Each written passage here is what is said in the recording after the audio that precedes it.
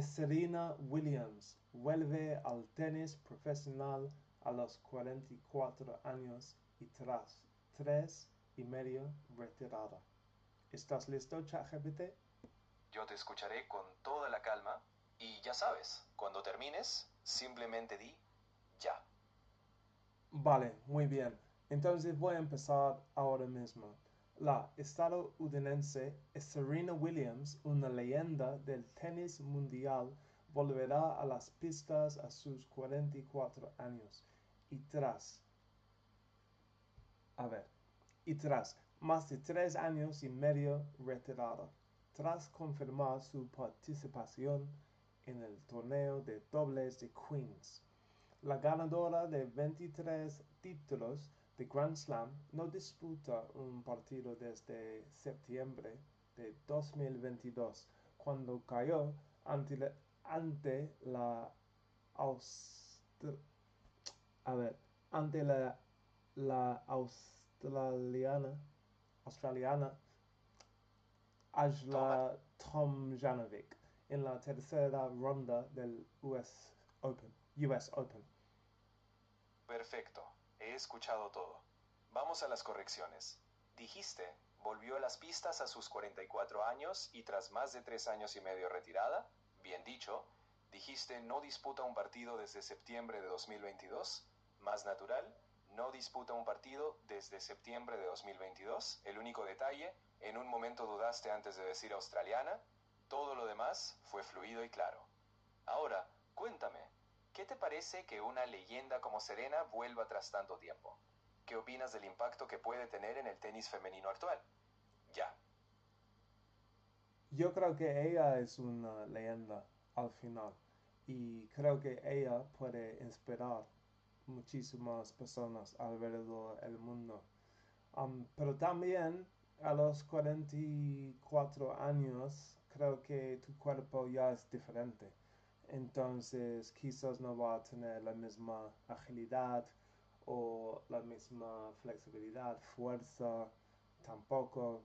Entonces quizás puede Esto. ser peligroso, quizás. Entendido. Vamos con las correcciones. Dijiste, creo que ella es una leyenda al final.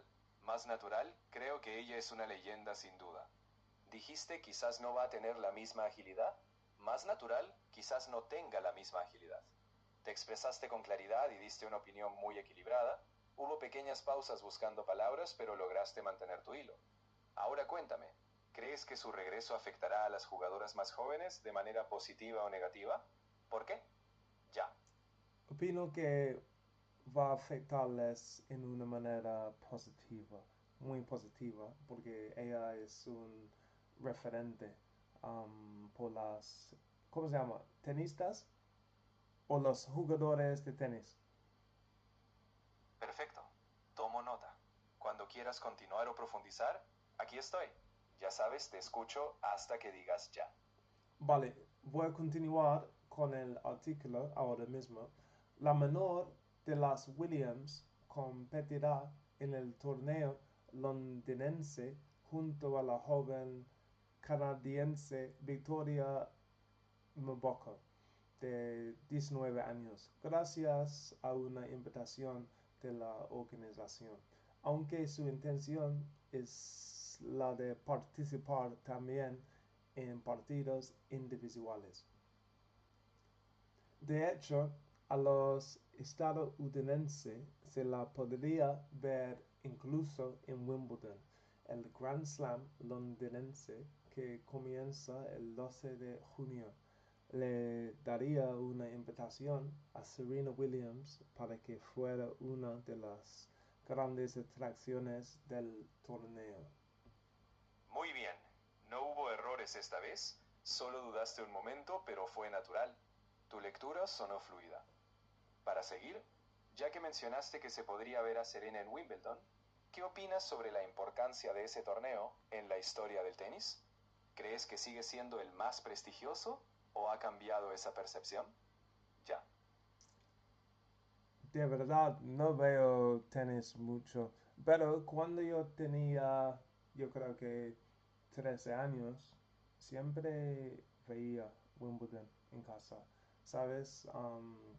Henman, uh, Andre Agassi, ¿qué más? Federer,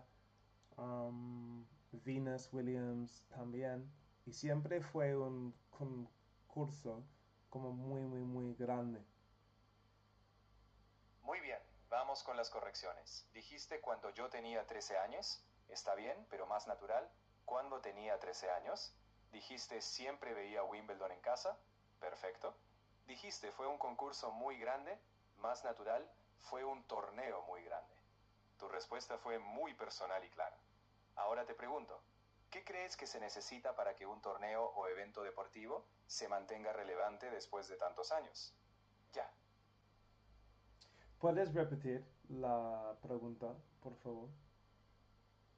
Claro, te la repito. Lo que te preguntaba es, ¿qué crees que necesita un torneo o evento deportivo para mantenerse relevante y prestigioso durante tantos años como por ejemplo Wimbledon? Ya. Vale, creo que tiene que ser competitiva al final, porque si es muy aburrido, nadie quiere ver el torneo, nadie.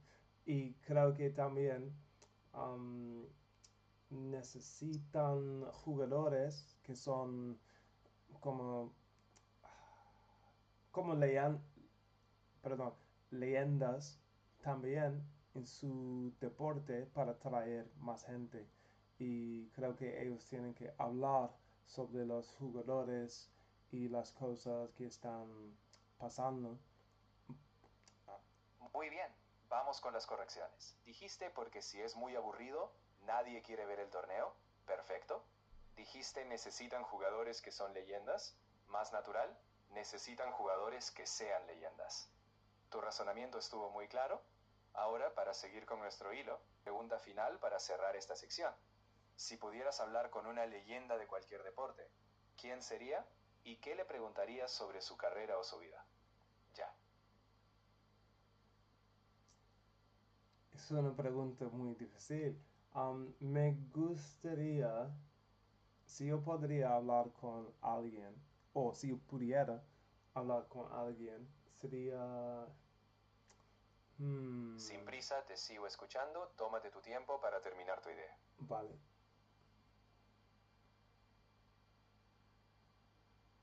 Creo que sería Kobe Bryant. Si yo pudiera hablar con él, sería un placer al final, porque es como su mentalidad para las cosas. Y para mí es lo más impresionante que las cosas que él ha Muy hecho buena en reflexión. su vida. No hay problema. Ahora, después de todo lo que has dicho, vamos a continuar con otra pregunta o reflexión cuando tú lo decidas. Muy Ya bien, sabes. ¿puedes corregir mi frase anterior, porfa? Claro, dijiste. Yo creo que sería Kobe Bryant. Si yo pudiera hablar con él, sería un placer al final. Porque es como su mentalidad para las cosas. Y para mí es lo más impresionante que las cosas que él. Más natural, creo que sería Kobe Bryant.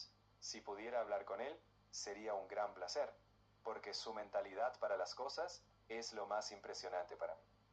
Ahora, para continuar, ¿qué mentalidad crees que necesitas tú para seguir mejorando en tu camino hacia la fluidez en español? Ya. Yo creo que tengo que hablar más en voz alta, como estamos haciendo ahora mismo. Y cuando yo estoy hablando con las personas, a veces tengo que pensar, mira, todo el mundo va a hacer errores cuando hable, pero tengo que seguir hablando con ellos y no cambiar por inglés, ¿sabes? Y muchas veces quiero decir las frases perfectas, pero es así. A veces tienes que hablar, vas a decir errores, pero no pasa nada. Al menos estás hablando en una manera fluida. Y creo que esta es la diferencia a veces de sonar como un robot y una persona que obviamente su primera lengua no es castellano o español. Muy bien. Vamos a ver las correcciones. Dijiste, tengo que hablar más en voz alta. Perfecto. Dijiste, todo el mundo va a hacer errores. Más natural, todo el mundo va a cometer errores. Dijiste, pero es así, a veces tienes que hablar. Perfecto. Tu respuesta fue muy honesta y natural. Ahora, para seguir avanzando, ¿qué situación en la vida real te gustaría poder dominar en español con total confianza? ¿Y por qué? Ya. ¿Puedes repetir? Hay ruido en la casa. Por supuesto. Te preguntaba, ¿qué situación de la vida real te gustaría dominar en español con total confianza? Puede ser una conversación, una presentación o cualquier contexto. ¿Y por qué esa situación en particular? Cuando termines, ya sabes, me dices ya. Vale, yo creo que debe ser en una conversación de día en día, ¿sabes? Para mí, al menos, es como, sí, tengo que hablar bueno, sobre varios temas en la vida. Quizás es deportes como hoy, o de policía, escuela, enseñanza, hay muchos temas por hablar. Entonces, este es una de las razones. He decidido que tengo que hacer un canal así. Y también para trabajo, también. Porque mi experiencia en España, siempre he trabajado en inglés y ya está. ¿Sabes? Casi nunca hablo en español, aunque yo sé más o menos cómo hablo en español, cómo hablar en español. Genial. Vamos a las correcciones. Dijiste, debe ser en una conversación de día a día. Perfecto. Dijiste, hay muchos temas por hablar. Más natural, hay muchos temas de los que hablar. Dijiste, mi experiencia en España, siempre he trabajado en inglés. Más natural, mi experiencia en España es que siempre he trabajado en inglés. Lo hiciste muy bien.